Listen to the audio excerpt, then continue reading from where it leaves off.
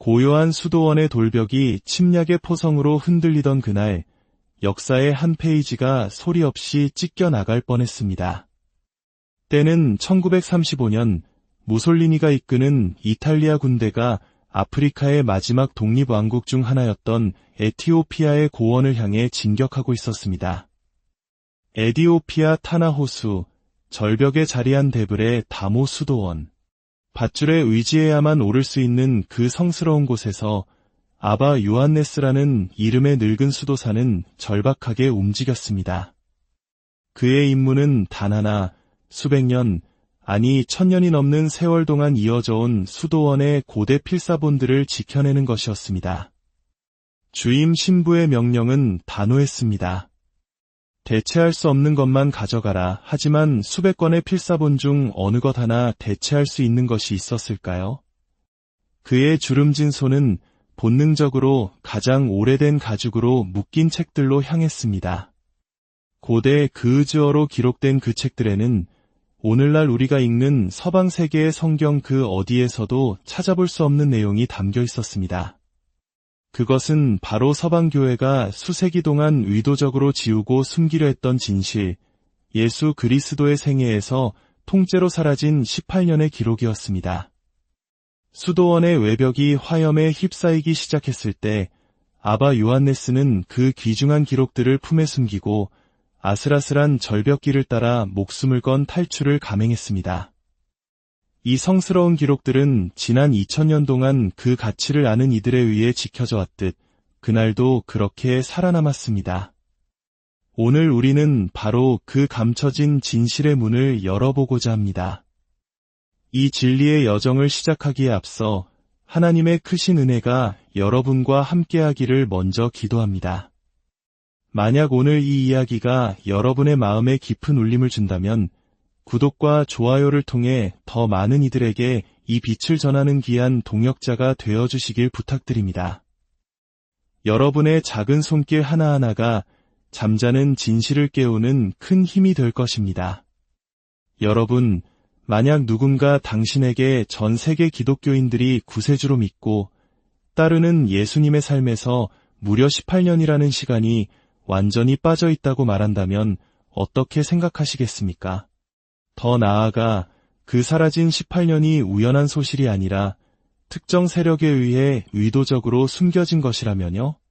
우리가 아는 예수님의 이야기는 12살 소년 시절 성전에서 율법 교사들을 가르치던 놀라운 모습에서 갑자기 30살의 성인이 되어 요단강에서 세례 요한에게 세례를 받는 장면으로 건너뜁니다. 그 사이의 18년은 어디로 사라진 것일까요? 이것은 단순한 공백이 아닙니다. 예수님의 공생의 이전 삶의 절반이 넘는 가장 중요한 성장기입니다. 한 소년이 청년으로 자라며 인격이 형성되고 지혜가 깊어지며 자신의 소명을 깨닫게 되는 바로 그 결정적인 시간입니다. 하지만 오늘날 대부분의 기독교인들이 가진 성경은 이 중요한 시기에 대해 완전한 침묵으로 일관합니다. 누가복음 2장 52절은 이렇게 기록합니다.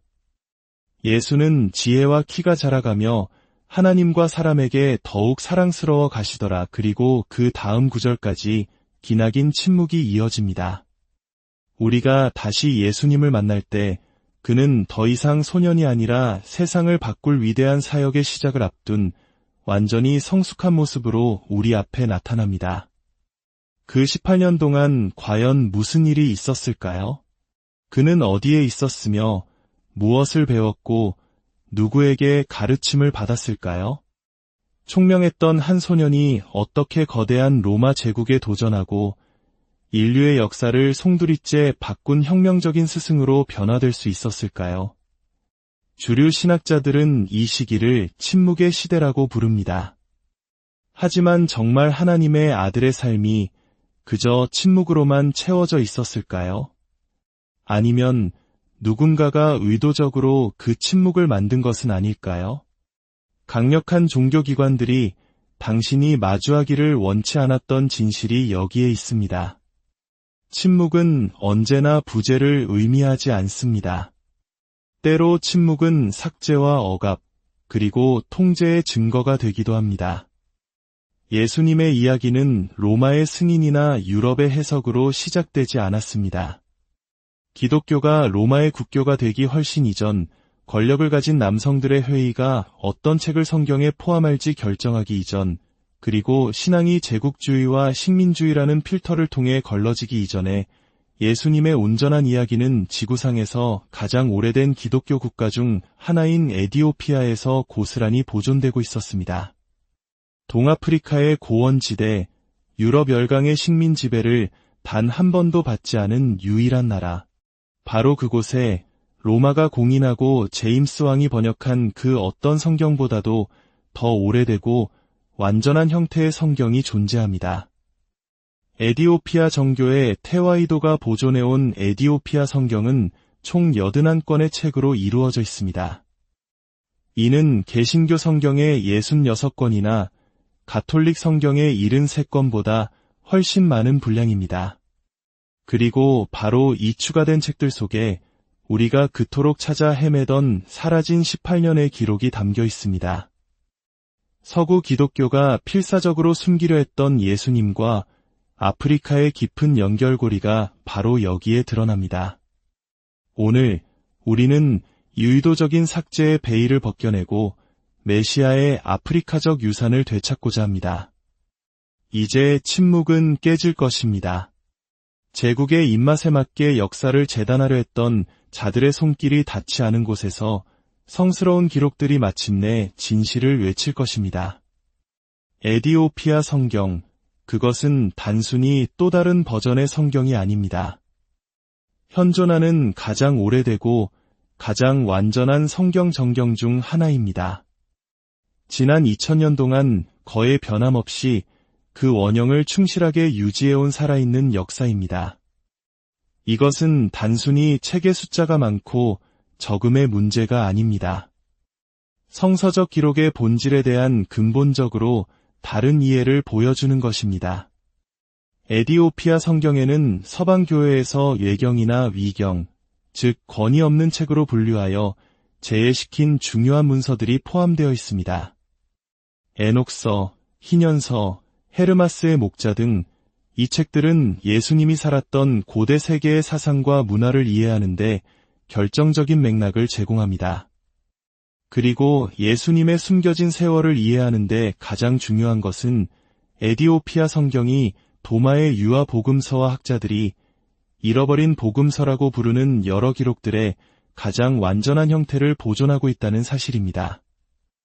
이 기록들은 예수님이 12세에서 30세 사이에 겪었던 성장 과정, 교육, 그리고 초기의 기적들을 아주 상세하게 묘사하고 있습니다. 이것은 후대에 추가되거나 발견된 문서가 아닙니다. 기독교를 세계 최초의 국교 중 하나로 채택했던 나라에서 초대 교회 시절부터 끊임없이 이어져온 가장 오래된 기독교 전통의 핵심입니다. 저명한 세머 연구소장인 에프라임 아이작 박사는 이렇게 말합니다. 에디오피아 필사본들은 세계 어디에서도 찾아볼 수 없는 가장 오래되고 변형되지 않은 형태의 초기 기독교 문서를 담고 있는 유일한 자료입니다. 실제로 가장 오래된 에디오피아 성경 필사본이 탄소 연대 측정 결과 그 제작 시기가 서기 4세기에서 6세기 사이로 확인되었습니다. 이는 현존하는 가장 오래된 완전한 성경 중 하나임을 과학적으로 입증하는 것입니다. 그렇다면 에디오피아 성경이 묘사하는 예수님은 서방의 성경과 어떻게 다를까요? 그 차이는 놀라울 정도로 선명하며 왜 특정 기록들이 서방 정경에서 체계적으로 배제되었는지를 명확히 보여줍니다. 서방의 성경 속에서 예수님은 거의 전적으로 팔레스타인 지역 안에서만 활동하십니다. 유아 시절 헤롯 왕을 피해 이집트로 잠시 피난했다는 짧은 언급이 전부입니다. 그의 성장기는 완벽한 미스터리로 남아있으며 그의 신적인 지혜와 능력은 30살에 갑자기 완성된 형태로 나타나는 것처럼 보입니다. 반면 에디오피아 성경은 아프리카와 깊이 연결된 예수님을 그립니다. 그는 사라진 18년의 상당 기간을 이집트와 에디오피아를 여행하며 그곳의 위대한 영적 스승들로부터 가르침을 받습니다. 그는 고립된 상태에서 신적인 진리를 깨닫는 것이 아니라 자신을 난민 소년으로서 품어주었던 바로 그 대륙, 아프리카의 고대 지혜 전통과의 깊은 교류를 통해 성장해 나갑니다. 이 기록들은 어린 예수님이 행했던 초기 기적들을 생생하게 묘사합니다. 흙으로 새를 빚어 생명을 불어넣고 어린 시절 친구들의 병을 고치며 초자연적인 지혜로 어른들을 놀라게 하는 모습들, 그리고 점차 자신의 신성한 소명을 깨달아가는 과정이 그려집니다. 그는 세례를 받기만을 수동적으로 기다리는 인물이 아니라 이집트와 에디오피아, 그리고 중동 지역을 광범위하게 여행하며 적극적으로 지혜를 구하는 탐구자였습니다. 그렇다면 왜 이 책들이 그토록 위험하게 여겨져 삭제되어야만 했을까요? 그 이유는 이 기록들이 기독교는 유럽의 종교라는 서사를 근본부터 뒤흔들기 때문입니다. 이 책들은 아프리카가 예수님의 가르침을 보존하고 형성하는 데 중심적인 역할을 했다는 불편한 진실을 드러냅니다.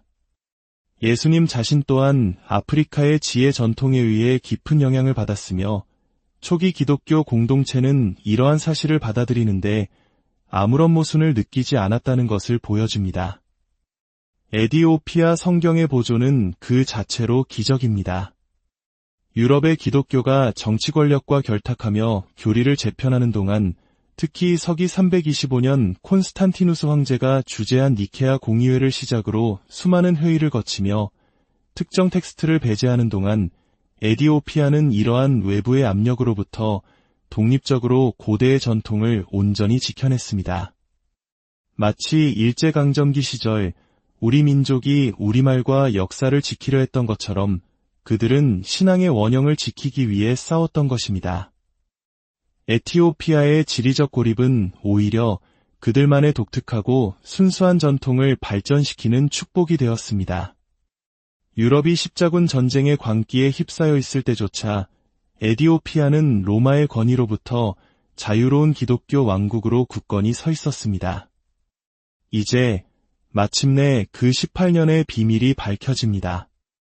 에디오피아 성경과 전승이 들려주는 예수님의 아프리카 여정은 놀라움 그 자체입니다. 침묵의 시대는 결코 침묵의 시간이 아니었습니다. 그것은 깊은 성장과 영적 훈련, 그리고 자신의 신성을 점진적으로 깨달아가는 여정의 시간이었습니다. 에티오피아의 국가 서사시이자 성경 전통의 핵심인 케브라 네가스트는 예수님과 아프리카의 연결고리를 이해하는 중요한 맥락을 제공합니다. 이 기록에 따르면 에티오피아의 왕실 혈통은 솔로몬 왕과 시바의 여왕 사이에서 태어난 아들 메넬리크 1세로부터 직접 이어집니다. 이는 에디오피아 왕실이 예수님이 속한 다윗의 혈통과 직접적인 혈연 관계로 연결되어 있음을 의미합니다.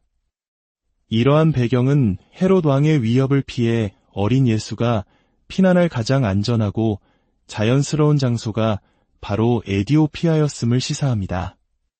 도마의 유아 복음서는 5세에서 12세 사이 예수님의 성장 과정을 상세히 기록합니다. 한 구절은 이렇게 전합니다. 5살 된 소년 예수가 강가에서 놀고 있었다. 그는 부드러운 흙으로 12마리의 참새를 빚었다. 그리고 손뼉을 치며 외쳤다. 날아가거라. 그리고 살아있는 자로서 나를 기억하여라. 그러자 참새들이 지저귀며 하늘로 날아올랐다. 그렇다면 12세 이후는 어땠을까요? 고대 가리마 수도원에 보관된 에디오피아 사본 구세주의 교육이라는 놀라운 문서는 14세의 예수님이 아버지 요셉과 함께 이집트의 알렉산드리아로 여행했다고 기록합니다. 그곳에서 그는 당시 세계 최고의 지성이 모여있던 알렉산드리아 도서관에서 유대인과 이집트의 위대한 학자들과 함께 공부했습니다. 이 기록은 예수께서 이집트인들의 지혜를 통달했으며 창조의 신비와 하나님의 숨겨진 이름에 대한 이해에 있어서 당대 최고의 학자들을 능가했다고 설명합니다. 16세가 되자 예수님은 더 남쪽으로 여행하여 오늘날의 수단과 에디오피아 지역으로 향했습니다. 그곳에서 그는 솔로몬 시대부터 정착해온 유대인 공동체와 에티오피아의 영적 스승들과 함께 시간을 보냈습니다. 한 구절은 이렇게 묘사합니다.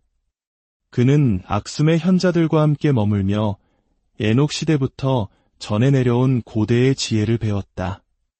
그는 별들의 움직임과 식물의 치유 능력, 그리고 오직 이 땅에서만 온전히 보존된 에녹의 두루마리에 기록된 숨겨진 의미들을 연구했다. 이후 예수님은 다시 이집트를 거쳐 북쪽으로 돌아와 요르단, 아라비아 등지를 여행하며 에세네파를 비롯한 여러 유대 신비주의 공동체와 교류하며 자신의 유대적 유산을 더욱 깊이 탐구했습니다. 이 기록들은 그가 히브리어, 아람어, 그리스어뿐만 아니라 여러 고대 아프리카 언어에도 능통하여 문화의 경계를 넘어 소통할 수 있었다고 구체적으로 언급합니다. 서방의 기록에만 익숙한 이들에게 가장 충격적인 부분은 에디오피아 전승이 예수님의 치유 사역이 공생의 시작 훨씬 전부터 시작되었다고 묘사하는 점입니다. 20대 초반에 이미 그는 이집트와 에티오피아의 회당에서 병자들을 고치고 가르쳤으며 이는 훗날 갈릴리에서 펼칠 위대한 사역의 기반이 되었습니다. 이 기록들이 보여주는 예수님의 모습은 30살에 갑자기 완성된 지혜를 가지고 나타난 신비로운 존재가 아닙니다. 그는 사라진 18년 동안 치열한 공부와 깊은 영적 수행, 그리고 점진적인 깨달음을 통해 자신의 소명을 준비한 위대한 구도자였습니다. 왜 이토록 생생하고 인간적인 기록들이 삭제되어야만 했을까요? 그것은 이 기록들이 아프리카의 지혜와 깊이 연결된 예수님을 보여주기 때문입니다. 유럽 중심의 기독교를 세우고 나아가 식민지 지배를 정당화해야 했던 세력에게 아프리카 스승들에게서 배우고 아프리카인들을 치유하는 예수님의 모습은 너무나도 위험한 것이었습니다. 그들은 아프리카와의 연결고리를 끊어내고 창백한 피부를 가진 유럽 문명의 아이콘으로서의 예수가 필요했던 것입니다. 서기 325년 니케아 공의회를 시작으로 로마 제국의 권력은 기독교 교리를 통제하기 시작했습니다. 제국의 통치에 도움이 되지 않는 특히 예수님의 아프리카에서의 행적을 다룬 기록들은 이단적이라는 명목하에 체계적으로 배제되고 불태워졌습니다. 신학적 논쟁의 이면에는 누가 영적 진리를 정의하는가라는 정치적 권력 투쟁이 숨어 있었습니다. 그렇게 예수님의 형성기를 삭제하고 아프리카와의 연결고리를 끊어버림으로써 유럽 기독교는 제국주의적 이익에 부합하는 어떤 서사든 채워 넣을 수 있는 거대한 공백을 만들어냈습니다. 그리고 그 침묵 속에서 역사는 왜곡되었습니다. 하지만 진실은 결코 영원히 묻히지 않습니다. 오늘날 전 세계의 학자들과 신앙인들이 에디오피아 성경의 가치를 재발견하면서 거대한 영적 각성이 일어나고 있습니다. 이것은 단순히 잊혀진 역사를 복원하는 것을 넘어 수세기 동안 억압되어 온 영적 유산을 되찾는 일입니다. 특히 아프리카와 흑인 기독교인들에게 이것은 자신들의 신앙이 유럽에서 수입된 것이 아니라 바로 자신들의 땅에 깊은 뿌리를 둔 고대 전통의 정당한 상속자임을 확인하는 감격적인 사건입니다. 아프리카 역사 전문가인 요세프 벤 요하난 박사는 말합니다. 예수께서 그의 형성기에 아프리카에서 공부했다는 사실을 이해하는 순간 아프리카인들은 기독교를 수동적으로 받아들인 것이 아니라 기독교의 초기 스승 중 하나였다는 것을 깨닫게 됩니다. 최근의 고고학적 발견들은 이러한 에티오피아의 기록들을 계속해서 뒷받침하고 있습니다. 2010년 에티오피아 북부 악숨의 4세기 교회 유적에서 스승의 여행이라는 제목의 미공개 문서가 발견되었습니다. 예수님의 16세에서 24세 사이의 에티오피아 여정을 상세히 기록한 이 문서는 언어학적 분석 결과 정경 복음서와 비슷한 시기인 서기 1세기 후반에서 2세기 초에 원본이 작성된 것으로 추정되었습니다. 그리고 불과 몇 달 전 에디오피아와 프랑스의 공동 고고학팀은 티그라이 산악지대에서 이전에 알려지지 않았던 고대 수도원 유적을 발견했다고 발표했습니다. 그곳에서 발견된 수많은 문서 중에는 2세기 초에 기록된 것으로 보이는 예수님의 완전한 전기도 포함되어 있었습니다. 현재 번역 작업이 진행 중이며 초기 보고에 따르면 이 문서에는 예수님이 아프리카에서 받은 교육과 치유 기술, 그리고 사라진 18년 동안의 가르침에 대한 더욱 상세한 기록이 담겨 있다고 합니다. 아바 요한네스가 목숨을 걸고 지켜냈던 진실의 조각들이 마침내 하나로 맞춰지고 있습니다. 의도적으로 만들어진 18년의 침묵은 사실 아프리카의 지혜와 예수님의 성장이 함께 어우러진 위대한 배움과 준비의 시간이었습니다. 이제 우리는 선택의 기로에 서 있습니다. 권력이 만들어낸 절반의 진실에 머무를 것인가, 아니면 불편하더라도 온전한 진실을 마주할 용기를 낼 것인가. 에디오피아가 지켜온 위대한 유산은 우리에게 묻고 있습니다. 우리가 알고 있는 예수가 전부가 아닐 수도 있다는 것을, 그리고 진정한 신앙은 더 넓고 깊은 역사 속에서 발견될 수 있다는 것을 말입니다. 하나님의 크신 사랑과 평안이 이 영상을 시청하시는 모든 분들의 삶에 가득하기를 축복합니다. 진리를 향한 여러분의 여정에 언제나 빛이 함께. 고요한 수도원의 돌벽이 침략의 포성으로 흔들리던 그날, 역사의 한 페이지가 소리 없이 찢겨 나갈 뻔했습니다. 때는 1935년 무솔리니가 이끄는 이탈리아 군대가 아프리카의 마지막 독립왕국 중 하나였던 에티오피아의 고원을 향해 진격하고 있었습니다. 에디오피아 타나 호수, 절벽에 자리한 데브레 다모 수도원. 밧줄에 의지해야만 오를 수 있는 그 성스러운 곳에서 아바 요한네스라는 이름의 늙은 수도사는 절박하게 움직였습니다.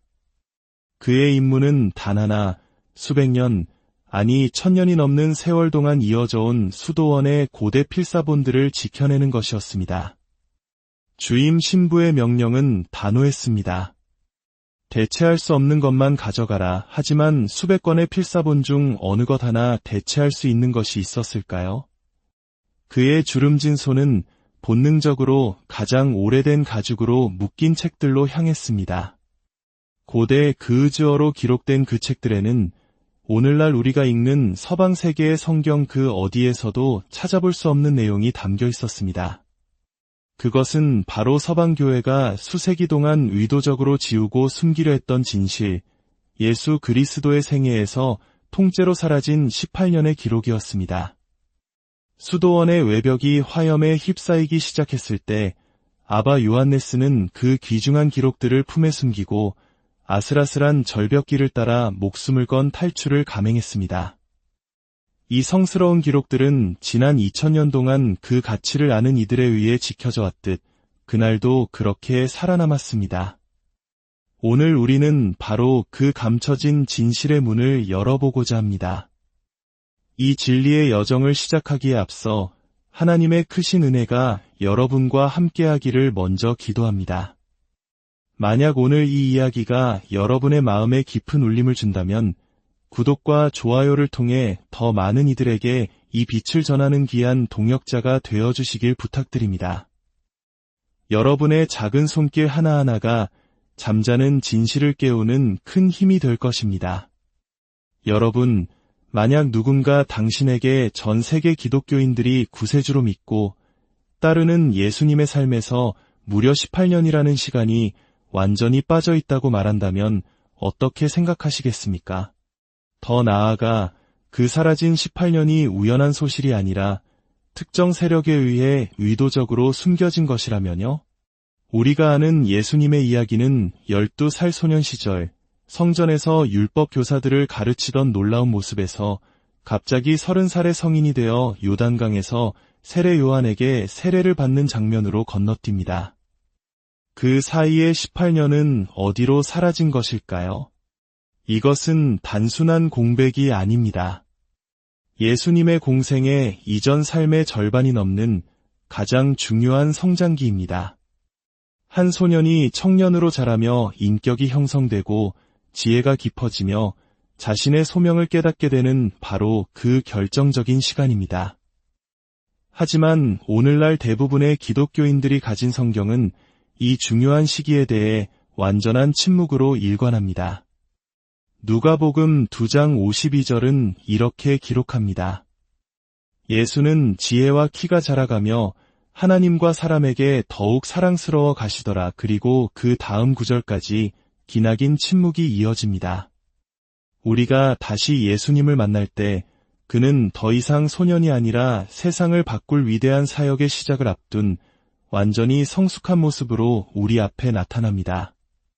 그 18년 동안 과연 무슨 일이 있었을까요? 그는 어디에 있었으며 무엇을 배웠고 누구에게 가르침을 받았을까요? 총명했던 한 소년이 어떻게 거대한 로마 제국에 도전하고 인류의 역사를 송두리째 바꾼 혁명적인 스승으로 변화될 수 있었을까요?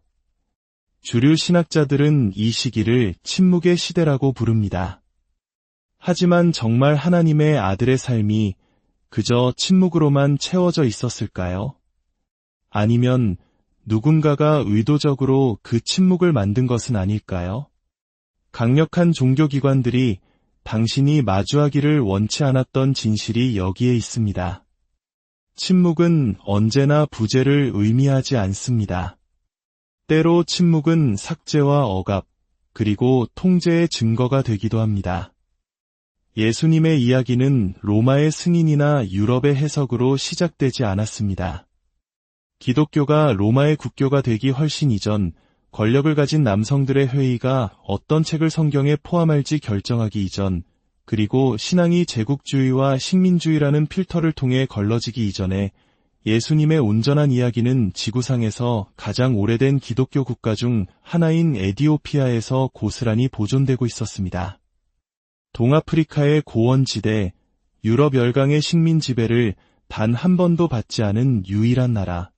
바로 그곳에 로마가 공인하고 제임스 왕이 번역한 그 어떤 성경보다도 더 오래되고 완전한 형태의 성경이 존재합니다. 에디오피아 정교의 테와이도가 보존해온 에디오피아 성경은 총 81권의 책으로 이루어져 있습니다. 이는 개신교 성경의 66권이나 가톨릭 성경의 73권보다 훨씬 많은 분량입니다.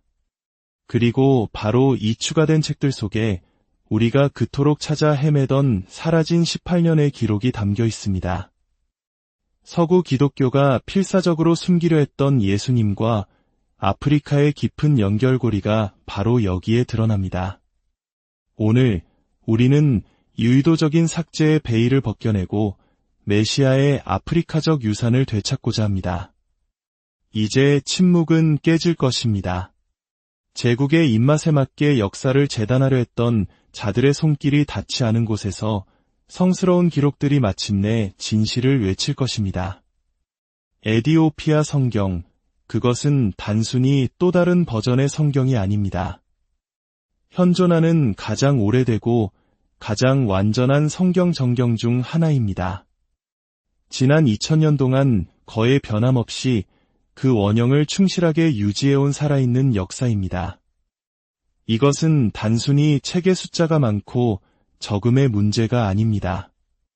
성서적 기록의 본질에 대한 근본적으로 다른 이해를 보여주는 것입니다.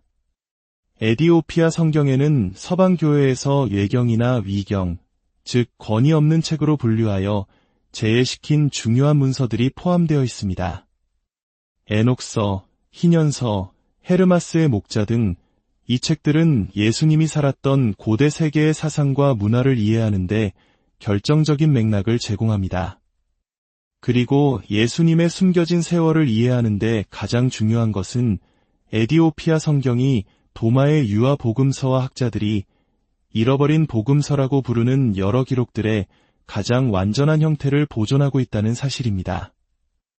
이 기록들은 예수님이 12세에서 30세 사이에 겪었던 성장 과정, 교육, 그리고 초기의 기적들을 아주 상세하게 묘사하고 있습니다. 이것은 후대에 추가되거나 발견된 문서가 아닙니다. 기독교를 세계 최초의 국교 중 하나로 채택했던 나라에서 초대 교회 시절부터 끊임없이 이어져 온 가장 오래된 기독교 전통의 핵심입니다. 저명한 세머 연구소장인 에프라임 아이작 박사는 이렇게 말합니다. 에디오피아 필사본들은 세계 어디에서도 찾아볼 수 없는 가장 오래되고 변형되지 않은 형태의 초기 기독교 문서를 담고 있는 유일한 자료입니다. 실제로 가장 오래된 에디오피아 성경 필사본이 탄소 연대 측정 결과 그 제작 시기가 서기 4세기에서 6세기 사이로 확인되었습니다. 이는 현존하는 가장 오래된 완전한 성경 중 하나임을 과학적으로 입증하는 것입니다. 그렇다면 에디오피아 성경이 묘사하는 예수님은 서방의 성경과 어떻게 다를까요? 그 차이는 놀라울 정도로 선명하며 왜 특정 기록들이 서방 정경에서 체계적으로 배제되었는지를 명확히 보여줍니다. 서방의 성경 속에서 예수님은 거의 전적으로 팔레스타인 지역 안에서만 활동하십니다. 유아 시절 헤롯 왕을 피해 이집트로 잠시 피난했다는 짧은 언급이 전부입니다. 그의 성장기는 완벽한 미스터리로 남아있으며 그의 신적인 지혜와 능력은 30살에 갑자기 완성된 형태로 나타나는 것처럼 보입니다. 반면 에디오피아 성경은 아프리카와 깊이 연결된 예수님을 그립니다. 그는 사라진 18년의 상당 기간을 이집트와 에디오피아를 여행하며 그곳의 위대한 영적 스승들로부터 가르침을 받습니다. 그는 고립된 상태에서 신적인 진리를 깨닫는 것이 아니라 자신을 난민 소년으로서 품어주었던 바로 그 대륙, 아프리카의 고대 지혜 전통과의 깊은 교류를 통해 성장해 나갑니다. 이 기록들은 어린 예수님이 행했던 초기 기적들을 생생하게 묘사합니다. 흙으로 새를 빚어 생명을 불어넣고 어린 시절 친구들의 병을 고치며 초자연적인 지혜로 어른들을 놀라게 하는 모습들, 그리고 점차 자신의 신성한 소명을 깨달아가는 과정이 그려집니다. 그는 세례를 받기만을 수동적으로 기다리는 인물이 아니라 이집트와 에디오피아, 그리고 중동 지역을 광범위하게 여행하며 적극적으로 지혜를 구하는 탐구자였습니다.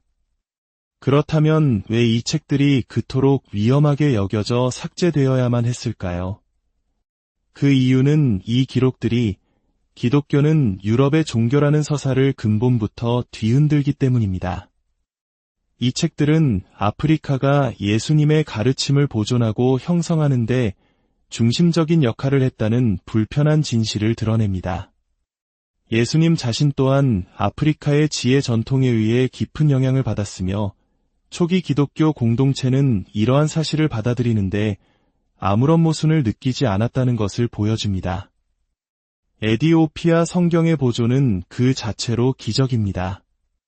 유럽의 기독교가 정치 권력과 결탁하며 교리를 재편하는 동안 특히 서기 325년 콘스탄티누스 황제가 주재한 니케아 공의회를 시작으로 수많은 회의를 거치며 특정 텍스트를 배제하는 동안 에디오피아는 이러한 외부의 압력으로부터 독립적으로 고대의 전통을 온전히 지켜냈습니다. 마치 일제강점기 시절 우리 민족이 우리말과 역사를 지키려 했던 것처럼 그들은 신앙의 원형을 지키기 위해 싸웠던 것입니다. 에티오피아의 지리적 고립은 오히려 그들만의 독특하고 순수한 전통을 발전시키는 축복이 되었습니다.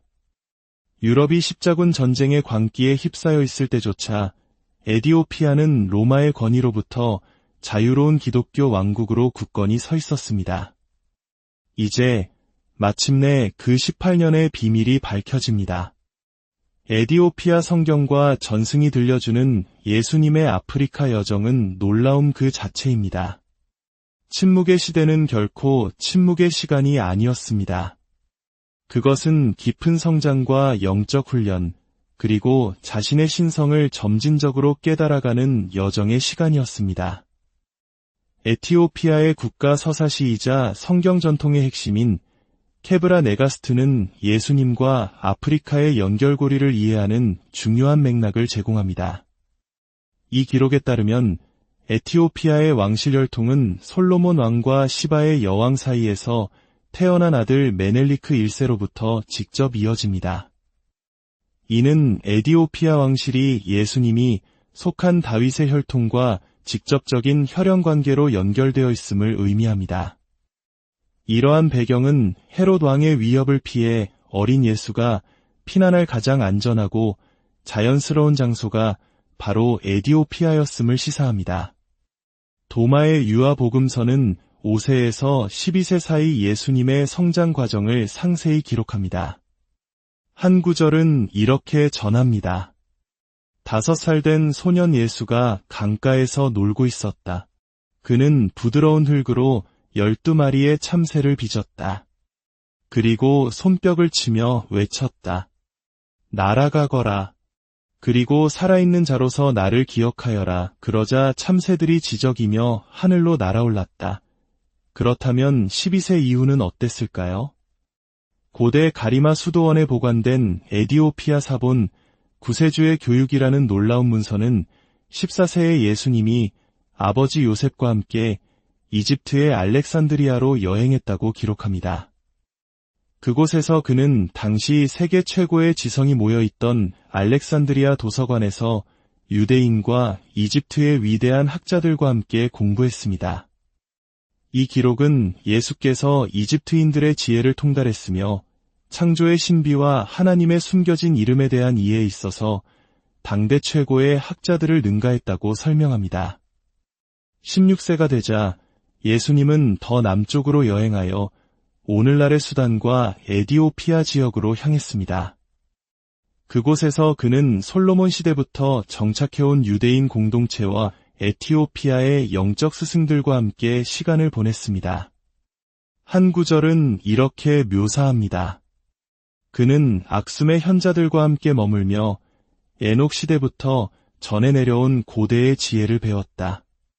그는 별들의 움직임과 식물의 치유 능력, 그리고 오직 이 땅에서만 온전히 보존된 에녹의 두루마리에 기록된 숨겨진 의미들을 연구했다. 이후 예수님은 다시 이집트를 거쳐 북쪽으로 돌아와 요르단, 아라비아 등지를 여행하며 에세네파를 비롯한 여러 유대 신비주의 공동체와 교류하며 자신의 유대적 유산을 더욱 깊이 탐구했습니다. 이 기록들은 그가 히브리어, 아람어, 그리스어뿐만 아니라 여러 고대 아프리카 언어에도 능통하여 문화의 경계를 넘어 소통할 수 있었다고 구체적으로 언급합니다. 서방의 기록에만 익숙한 이들에게 가장 충격적인 부분은 에디오피아 전승이 예수님의 치유 사역이 공생의 시작 훨씬 전부터 시작되었다고 묘사하는 점입니다. 20대 초반에 이미 그는 이집트와 에티오피아의 회당에서 병자들을 고치고 가르쳤으며 이는 훗날 갈릴리에서 펼칠 위대한 사역의 기반이 되었습니다. 이 기록들이 보여주는 예수님의 모습은 30살에 갑자기 완성된 지혜를 가지고 나타난 신비로운 존재가 아닙니다. 그는 사라진 18년 동안 치열한 공부와 깊은 영적 수행, 그리고 점진적인 깨달음을 통해 자신의 소명을 준비한 위대한 구도자였습니다. 왜 이토록 생생하고 인간적인 기록들이 삭제되어야만 했을까요? 그것은 이 기록들이 아프리카의 지혜와 깊이 연결된 예수님을 보여주기 때문입니다.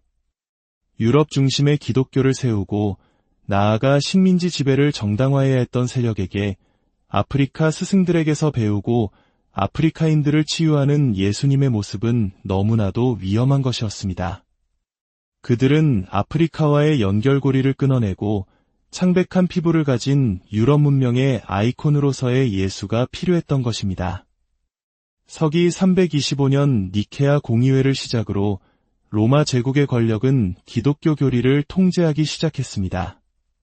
제국의 통치에 도움이 되지 않는 특히 예수님의 아프리카에서의 행적을 다룬 기록들은 이단적이라는 명목하에 체계적으로 배제되고 불태워졌습니다. 신학적 논쟁의 이면에는 누가 영적 진리를 정의하는가라는 정치적 권력 투쟁이 숨어 있었습니다. 그렇게 예수님의 형성기를 삭제하고 아프리카와의 연결고리를 끊어버림으로써 유럽 기독교는 제국주의적 이익에 부합하는 어떤 서사든 채워 넣을 수 있는 거대한 공백을 만들어냈습니다. 그리고 그 침묵 속에서 역사는 왜곡되었습니다. 하지만 진실은 결코 영원히 묻히지 않습니다. 오늘날 전 세계의 학자들과 신앙인들이 에디오피아 성경의 가치를 재발견하면서 거대한 영적 각성이 일어나고 있습니다. 이것은 단순히 잊혀진 역사를 복원하는 것을 넘어 수세기 동안 억압되어 온 영적 유산을 되찾는 일입니다. 특히 아프리카와 흑인 기독교인들에게 이것은 자신들의 신앙이 유럽에서 수입된 것이 아니라 바로 자신들의 땅에 깊은 뿌리를 둔 고대 전통의 정당한 상속자임을 확인하는 감격적인 사건입니다. 아프리카 역사 전문가인 요세프 벤 요하난 박사는 말합니다. 예수께서 그의 형성기에 아프리카에서 공부했다는 사실을 이해하는 순간 아프리카인들은 기독교를 수동적으로 받아들인 것이 아니라 기독교의 초기 스승 중 하나였다는 것을 깨닫게 됩니다. 최근의 고고학적 발견들은 이러한 에티오피아의 기록들을 계속해서 뒷받침하고 있습니다. 2010년 에티오피아 북부 악숨의 4세기 교회 유적에서 스승의 여행이라는 제목의 미공개 문서가 발견되었습니다. 예수님의 16세에서 24세 사이의 에티오피아 여정을 상세히 기록한 이 문서는 언어학적 분석 결과 정경복음서와 비슷한 시기인 서기 1세기 후반에서 2세기 초에 원본이 작성된 것으로 추정되었습니다. 그리고 불과 몇 달 전 에티오피아와 프랑스의 공동 고고학팀은 티그라이 산악지대에서 이전에 알려지지 않았던 고대 수도원 유적을 발견했다고 발표했습니다. 그곳에서 발견된 수많은 문서 중에는 2세기 초에 기록된 것으로 보이는 예수님의 완전한 전기도 포함되어 있었습니다. 현재 번역 작업이 진행 중이며 초기 보고에 따르면 이 문서에는 예수님이 아프리카에서 받은 교육과 치유 기술, 그리고 사라진 18년 동안의 가르침에 대한 더욱 상세한 기록이 담겨 있다고 합니다. 아바 요한네스가 목숨을 걸고 지켜냈던 진실의 조각들이 마침내 하나로 맞춰지고 있습니다. 의도적으로 만들어진 18년의 침묵은 사실 아프리카의 지혜와 예수님의 성장이 함께 어우러진 위대한 배움과 준비의 시간이었습니다. 이제 우리는 선택의 기로에 서 있습니다. 권력이 만들어낸 절반의 진실에 머무를 것인가, 아니면 불편하더라도 온전한 진실을 마주할 용기를 낼 것인가. 에티오피아가 지켜온 위대한 유산은 우리에게 묻고 있습니다. 우리가 알고 있는 예수가 전부가 아닐 수도 있다는 것을, 그리고 진정한 신앙은 더 넓고 깊은 역사 속에서 발견될 수 있다는 것을 말입니다. 하나님의 크신 사랑과 평안이 이 영상을 시청하시는 모든 분들의 삶에 가득하기를 축복합니다. 진리를 향한 여러분의 여정에 언제나 빛이 함께. 고요한 수도원의 돌벽이 침략의 포성으로 흔들리던 그날, 역사의 한 페이지가 소리 없이 찢겨 나갈 뻔했습니다. 때는 1935년 무솔리니가 이끄는 이탈리아 군대가 아프리카의 마지막 독립왕국 중 하나였던 에티오피아의 고원을 향해 진격하고 있었습니다. 에티오피아 타나 호수, 절벽에 자리한 데블의 다모 수도원, 밧줄에 의지해야만 오를 수 있는 그 성스러운 곳에서 아바 요한네스라는 이름의 늙은 수도사는 절박하게 움직였습니다. 그의 임무는 단 하나, 수백 년, 아니 1000년이 넘는 세월 동안 이어져 온 수도원의 고대 필사본들을 지켜내는 것이었습니다. 주임 신부의 명령은 단호했습니다. 대체할 수 없는 것만 가져가라. 하지만 수백 건의 필사본 중 어느 것 하나 대체할 수 있는 것이 있었을까요? 그의 주름진 손은 본능적으로 가장 오래된 가죽으로 묶인 책들로 향했습니다. 고대 그으즈어로 기록된 그 책들에는 오늘날 우리가 읽는 서방 세계의 성경 그 어디에서도 찾아볼 수 없는 내용이 담겨 있었습니다. 그것은 바로 서방교회가 수세기 동안 의도적으로 지우고 숨기려 했던 진실, 예수 그리스도의 생애에서 통째로 사라진 18년의 기록이었습니다. 수도원의 외벽이 화염에 휩싸이기 시작했을 때 아바 요한네스는 그 귀중한 기록들을 품에 숨기고 아슬아슬한 절벽길을 따라 목숨을 건 탈출을 감행했습니다. 이 성스러운 기록들은 지난 2000년 동안 그 가치를 아는 이들에 의해 지켜져 왔듯 그날도 그렇게 살아남았습니다. 오늘 우리는 바로 그 감춰진 진실의 문을 열어보고자 합니다. 이 진리의 여정을 시작하기에 앞서 하나님의 크신 은혜가 여러분과 함께하기를 먼저 기도합니다. 만약 오늘 이 이야기가 여러분의 마음에 깊은 울림을 준다면 구독과 좋아요를 통해 더 많은 이들에게 이 빛을 전하는 귀한 동역자가 되어주시길 부탁드립니다.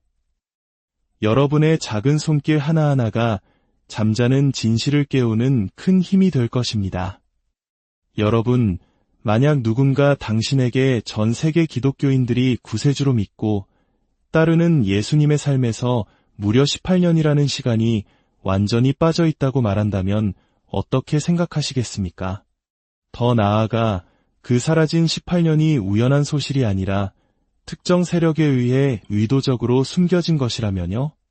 우리가 아는 예수님의 이야기는 12살 소년 시절 성전에서 율법 교사들을 가르치던 놀라운 모습에서 갑자기 30살의 성인이 되어 요단강에서 세례 요한에게 세례를 받는 장면으로 건너뜁니다.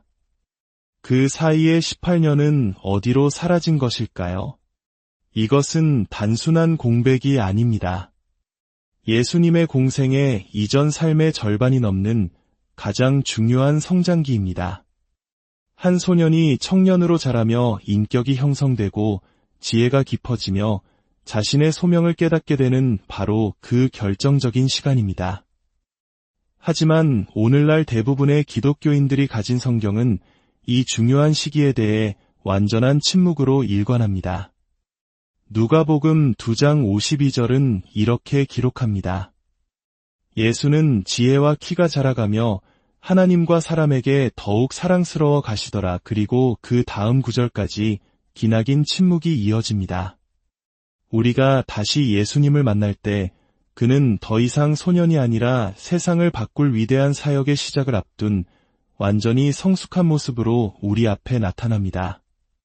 그 18년 동안 과연 무슨 일이 있었을까요? 그는 어디에 있었으며 무엇을 배웠고 누구에게 가르침을 받았을까요?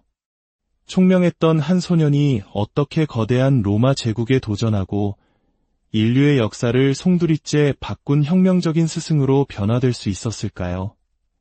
주류 신학자들은 이 시기를 침묵의 시대라고 부릅니다. 하지만 정말 하나님의 아들의 삶이 그저 침묵으로만 채워져 있었을까요? 아니면 누군가가 의도적으로 그 침묵을 만든 것은 아닐까요? 강력한 종교기관들이 당신이 마주하기를 원치 않았던 진실이 여기에 있습니다. 침묵은 언제나 부재를 의미하지 않습니다. 때로 침묵은 삭제와 억압, 그리고 통제의 증거가 되기도 합니다. 예수님의 이야기는 로마의 승인이나 유럽의 해석으로 시작되지 않았습니다. 기독교가 로마의 국교가 되기 훨씬 이전 권력을 가진 남성들의 회의가 어떤 책을 성경에 포함할지 결정하기 이전, 그리고 신앙이 제국주의와 식민주의라는 필터를 통해 걸러지기 이전에 예수님의 온전한 이야기는 지구상에서 가장 오래된 기독교 국가 중 하나인 에디오피아에서 고스란히 보존되고 있었습니다. 동아프리카의 고원지대, 유럽 열강의 식민 지배를 단 한 번도 받지 않은 유일한 나라. 바로 그곳에 로마가 공인하고 제임스 왕이 번역한 그 어떤 성경보다도 더 오래되고 완전한 형태의 성경이 존재합니다. 에디오피아 정교의 테와이도가 보존해온 에디오피아 성경은 총 81권의 책으로 이루어져 있습니다. 이는 개신교 성경의 66권이나 가톨릭 성경의 73권보다 훨씬 많은 분량입니다. 그리고 바로 이 추가된 책들 속에 우리가 그토록 찾아 헤매던 사라진 18년의 기록이 담겨 있습니다. 서구 기독교가 필사적으로 숨기려 했던 예수님과 아프리카의 깊은 연결고리가 바로 여기에 드러납니다. 오늘 우리는 의도적인 삭제의 베일을 벗겨내고 메시아의 아프리카적 유산을 되찾고자 합니다. 이제 침묵은 깨질 것입니다. 제국의 입맛에 맞게 역사를 재단하려 했던 자들의 손길이 닿지 않은 곳에서 성스러운 기록들이 마침내 진실을 외칠 것입니다. 에디오피아 성경, 그것은 단순히 또 다른 버전의 성경이 아닙니다.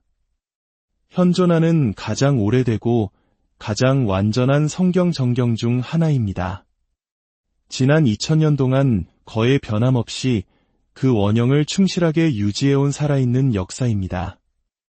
이것은 단순히 책의 숫자가 많고 적음의 문제가 아닙니다.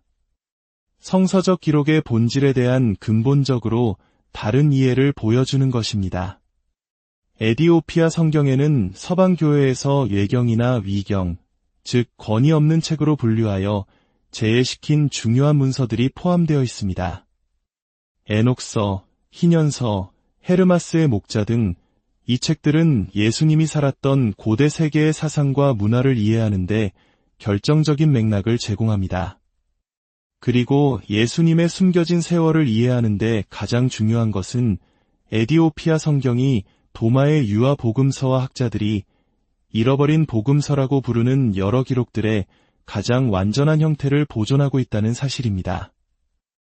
이 기록들은 예수님이 12세에서 30세 사이에 겪었던 성장 과정, 교육, 그리고 초기의 기적들을 아주 상세하게 묘사하고 있습니다. 이것은 후대에 추가되거나 발견된 문서가 아닙니다. 기독교를 세계 최초의 국교 중 하나로 채택했던 나라에서 초대 교회 시절부터 끊임없이 이어져 온 가장 오래된 기독교 전통의 핵심입니다. 저명한 세머 연구소장인 에프라임 아이작 박사는 이렇게 말합니다. 에디오피아 필사본들은 세계 어디에서도 찾아볼 수 없는 가장 오래되고 변형되지 않은 형태의 초기 기독교 문서를 담고 있는 유일한 자료입니다.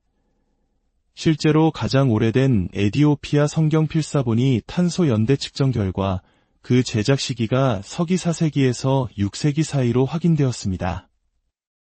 이는 현존하는 가장 오래된 완전한 성경 중 하나임을 과학적으로 입증하는 것입니다. 그렇다면 에디오피아 성경이 묘사하는 예수님은 서방의 성경과 어떻게 다를까요? 그 차이는 놀라울 정도로 선명하며 왜 특정 기록들이 서방 정경에서 체계적으로 배제되었는지를 명확히 보여줍니다. 서방의 성경 속에서 예수님은 거의 전적으로 팔레스타인 지역 안에서만 활동하십니다. 유아 시절 헤롯 왕을 피해 이집트로 잠시 피난했다는 짧은 언급이 전부입니다. 그의 성장기는 완벽한 미스터리로 남아있으며 그의 신적인 지혜와 능력은 30살에 갑자기 완성된 형태로 나타나는 것처럼 보입니다. 반면 에디오피아 성경은 아프리카와 깊이 연결된 예수님을 그립니다. 그는 사라진 18년의 상당 기간을 이집트와 에디오피아를 여행하며 그곳의 위대한 영적 스승들로부터 가르침을 받습니다. 그는 고립된 상태에서 신적인 진리를 깨닫는 것이 아니라 자신을 난민 소년으로서 품어주었던 바로 그 대륙, 아프리카의 고대 지혜 전통과의 깊은 교류를 통해 성장해 나갑니다. 이 기록들은 어린 예수님이 행했던 초기 기적들을 생생하게 묘사합니다. 흙으로 새를 빚어 생명을 불어넣고 어린 시절 친구들의 병을 고치며 초자연적인 지혜로 어른들을 놀라게 하는 모습들, 그리고 점차 자신의 신성한 소명을 깨달아가는 과정이 그려집니다.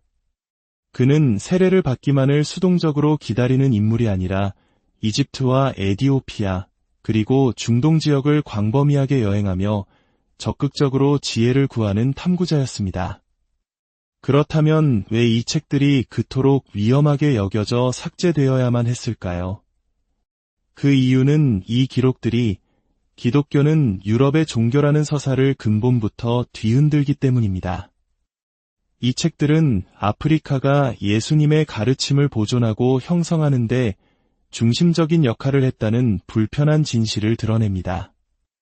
예수님 자신 또한 아프리카의 지혜 전통에 의해 깊은 영향을 받았으며 초기 기독교 공동체는 이러한 사실을 받아들이는데 아무런 모순을 느끼지 않았다는 것을 보여줍니다. 에디오피아 성경의 보존은 그 자체로 기적입니다. 유럽의 기독교가 정치 권력과 결탁하며 교리를 재편하는 동안 특히 서기 325년 콘스탄티누스 황제가 주재한 니케아 공의회를 시작으로 수많은 회의를 거치며 특정 텍스트를 배제하는 동안 에디오피아는 이러한 외부의 압력으로부터 독립적으로 고대의 전통을 온전히 지켜냈습니다. 마치 일제강점기 시절 우리 민족이 우리말과 역사를 지키려 했던 것처럼 그들은 신앙의 원형을 지키기 위해 싸웠던 것입니다. 에티오피아의 지리적 고립은 오히려 그들만의 독특하고 순수한 전통을 발전시키는 축복이 되었습니다. 유럽이 십자군 전쟁의 광기에 휩싸여 있을 때조차 에티오피아는 로마의 권위로부터 자유로운 기독교 왕국으로 굳건히 서 있었습니다. 이제 마침내 그 18년의 비밀이 밝혀집니다. 에티오피아 성경과 전승이 들려주는 예수님의 아프리카 여정은 놀라움 그 자체입니다.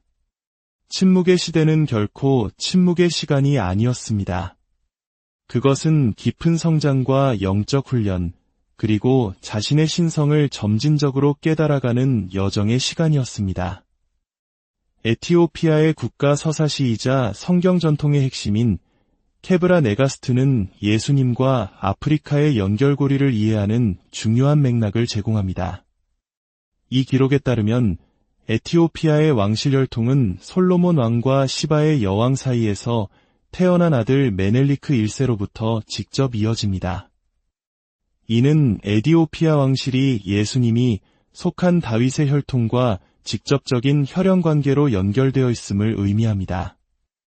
이러한 배경은 헤롯 왕의 위협을 피해 어린 예수가 피난할 가장 안전하고 자연스러운 장소가 바로 에티오피아였음을 시사합니다.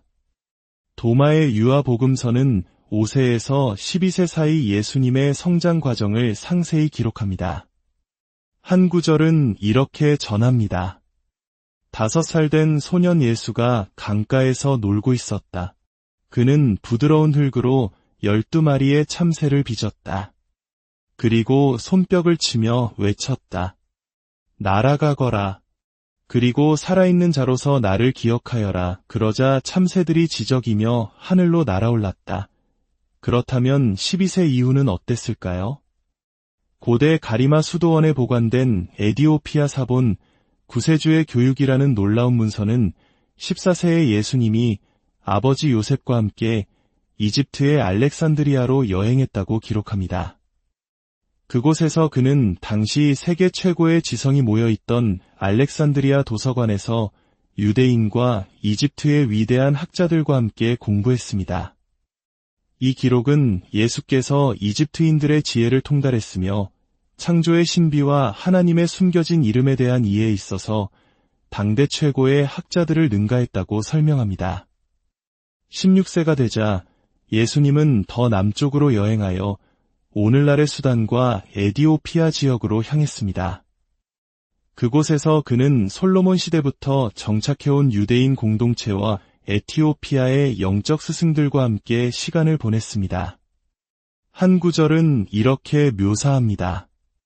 그는 악숨의 현자들과 함께 머물며 에녹 시대부터 전해 내려온 고대의 지혜를 배웠다. 그는 별들의 움직임과 식물의 치유 능력, 그리고 오직 이 땅에서만 온전히 보존된 에녹의 두루마리에 기록된 숨겨진 의미들을 연구했다. 이후 예수님은 다시 이집트를 거쳐 북쪽으로 돌아와 요르단, 아라비아 등지를 여행하며 에세네파를 비롯한 여러 유대 신비주의 공동체와 교류하며 자신의 유대적 유산을 더욱 깊이 탐구했습니다. 이 기록들은 그가 히브리어, 아람어, 그리스어뿐만 아니라 여러 고대 아프리카 언어에도 능통하여 문화의 경계를 넘어 소통할 수 있었다고 구체적으로 언급합니다. 서방의 기록에만 익숙한 이들에게 가장 충격적인 부분은 에티오피아 전승이 예수님의 치유 사역이 공생의 시작 훨씬 전부터 시작되었다고 묘사하는 점입니다. 20대 초반에 이미 그는 이집트와 에티오피아의 회당에서 병자들을 고치고 가르쳤으며 이는 훗날 갈릴리에서 펼칠 위대한 사역의 기반이 되었습니다. 이 기록들이 보여주는 예수님의 모습은 30살에 갑자기 완성된 지혜를 가지고 나타난 신비로운 존재가 아닙니다. 그는 사라진 18년 동안 치열한 공부와 깊은 영적 수행, 그리고 점진적인 깨달음을 통해 자신의 소명을 준비